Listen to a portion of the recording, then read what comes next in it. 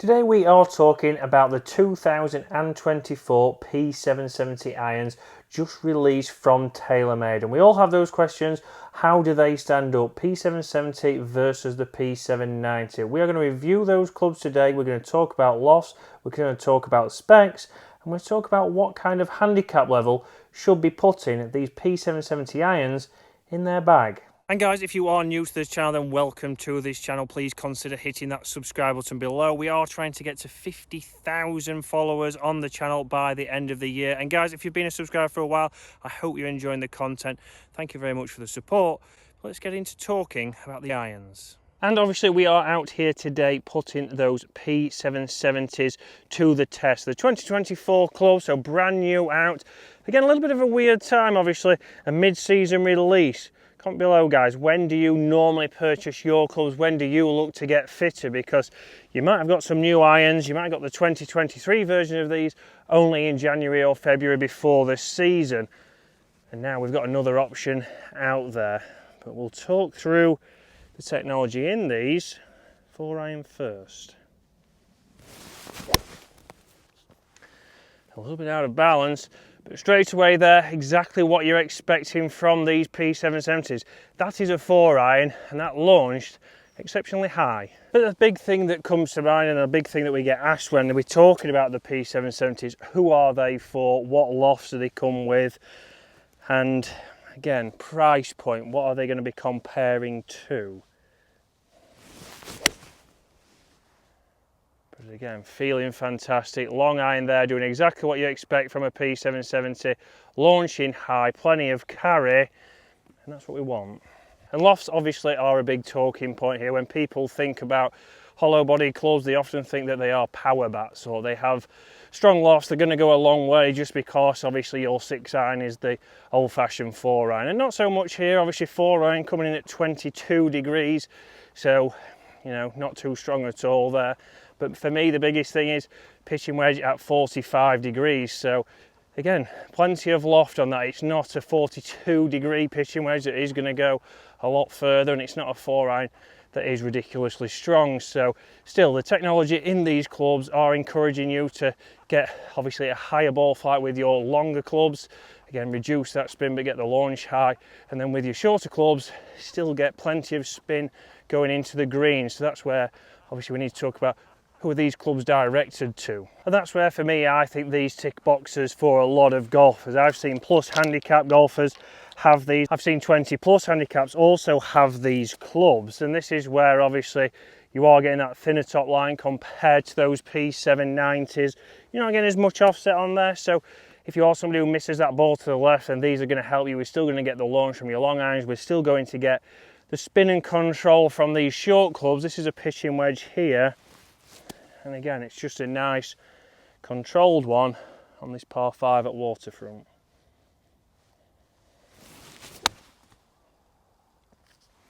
Not a full shot there, landing and just running out towards the back of the green, pin high. Very easy to control these clubs, even with that pitching wedge.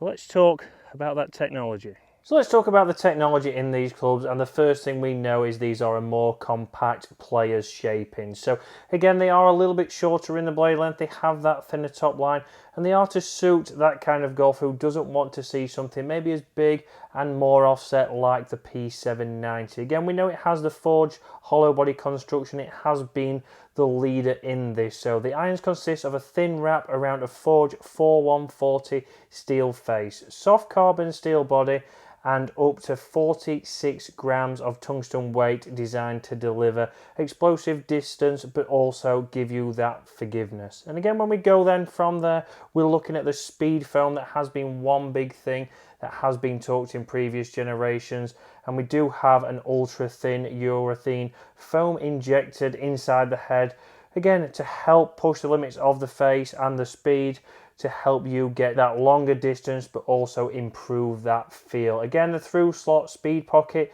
something that's been around for a couple of years now, and they do say it is the most flexible speed pocket they have designed so far to maximize those ball speeds on those shots lower off the face. So still keep that ball speed, still keep that distance, which is something that we will be testing. And the final thing in these clubs is the progressive inverted cone technology. So engineers have strategically positioned progressive ICT in each iron to improve accuracy and protect off-center ball speeds. But let's get back out there. So full of technology in those clubs right there, but for me the big question is how will they compare to the 2023 clubs. Obviously only a year ago there was some new P770s out that obviously had improved. These now have improved, but we're going to try and put those to the test. So comment below guys, you want to see that video, the 2023 P770s against the 2024 versions. So very interesting there that they have brought some out only after a year. So is there going to be big improvements for you? Is it worth changing? That's something that we want to see on a video maybe. So comment below if you want to see that. But you'll see right there on that par 5, it's been very easy to get pin high. 4 iron off the tee, 6 iron to the middle of the fairway, and a little pitching wedge. And that's what I like about these clubs. They make the game that little bit easier. That's a very easy par. But let's jump into that studio. Let's test some numbers out with these clubs. What are the distances? Are they going too far like some people think? Now the biggest test for me when we're getting these numbers is obviously consistency of hitting the green. So if you're out there, we want to know if you get these clubs in your hands, how many times are you going to hit the green? How many times are going to be the right distance? And have we got exactly what we're looking for? And for me, an 8 iron here normally would be a 165 club. So let's see what that one is. A good strike, feels soft, doesn't feel too clicky. So again, sound and feel good. Carried 160 even, gone 165, 6,600 spin. So for me there, I'm getting the launch, but maybe I'm not getting as much spin as maybe I would with my CB and MB Wilson clubs, but very easy there.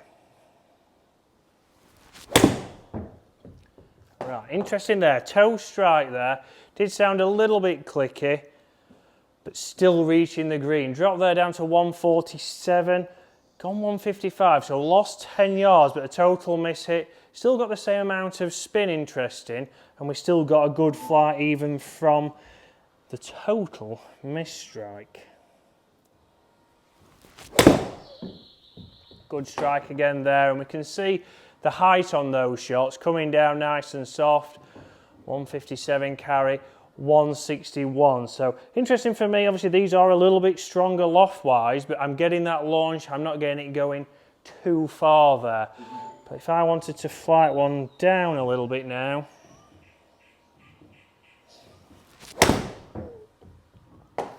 I can flight one down there, half the height there, 160 carry, going 167. So interesting there that you can still have the versatility. Spin does drop down there to 5,300, but that's exactly what you would expect. So we can play those shots if we want to. One more.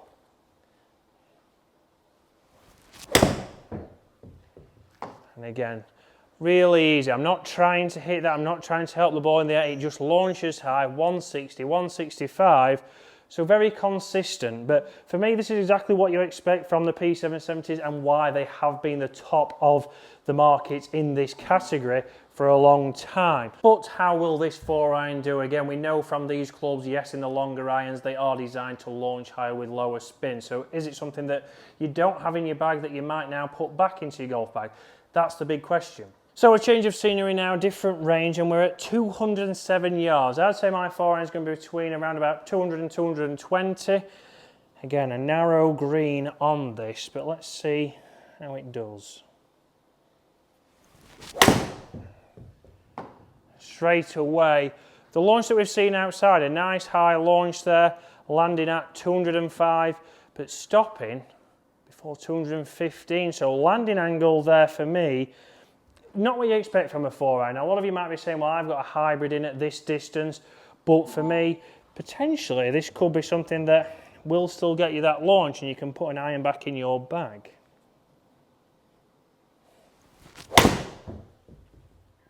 Again, a total miss hit there. We all have those shots. Again, miss hit there. 162 even, not 200, that'll be all right. So 162 going 175, but that is a total miss hit. If you hit it that bad, no matter what you do, it's not going to reach the green. But let's have a look. Again, a good strike there, even higher than the first shot, landing at 210. Finishing at 217, so a little bit past the green, 4,500 spin. So this is a tough target to hit, but this is where your green might be a little bit longer.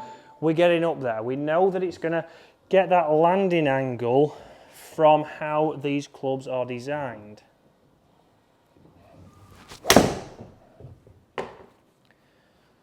And it's easy to hit these shots. Again, that's a little bit lower, so it might go a little bit longer. It certainly has. It's gone up to 230.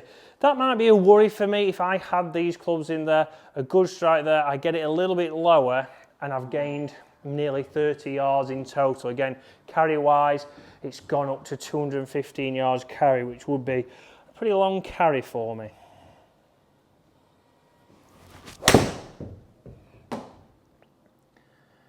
That's certainly a towering shot. The club face is my fault. But again, 194 carry there, total not backspin, but because of the rock. So you can see there, club face control, that is me today, but consistency on distance, pretty good. But I would be worried maybe about that one that has jumped a little bit further. That one is straight at it, but again, is a little bit lower. 210 carry, going 216. So down in the 3,000 spin there, but we can see we can get it high if we need to. But let's get back out there. But the big thing missing potentially from Taylormade is connecting to you golfers. Again, obviously only having an option out last year in this range and then bringing another one out mid-season as well. Have they missed maybe bringing this out in winter when you are maybe getting your clubs, or do you still look for new clubs potentially in the middle of the season? Also, bringing out a new model every single year could be extremely costly, and we know golf's not getting any cheaper. So pretty much exactly what I expected inside there, but obviously we know this year there's a lot of contenders to go up against the P770. They've probably had the largest market share in this area of the game, in these hollow body designs for a while now, but we know there are options from PXG, Callaway now bringing some more hollow bodied irons out that could really contend these. We know Ping have theirs, we know Titleist also have their options. So they are coming a little bit under threat here. We know that there's going to be more clubs coming in this area. And for me, obviously, this area of the game, your mid irons into your par threes, this is where you want an iron that you can get on the tee and trust. And that's certainly what I found with P770s that have been in my bag before. Could easily go back in there. And with shots like that, should I be putting them in the bag?